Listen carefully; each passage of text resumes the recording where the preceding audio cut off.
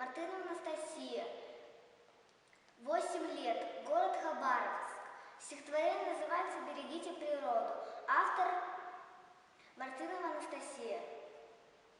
Опомнись, вздрогни, человек, перед природой ты в долгу, и славен будет пусть твой век, травой душистой на лугу, и трелью птиц веселой звонкой, и шумным плеском родника, и гроздями рябины тонкой, и синим глазом василька, и свежим ароматом трав, и рощи шумом и дубрав.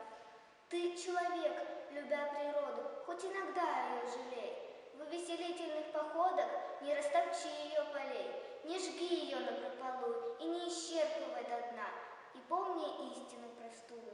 Нас много, а она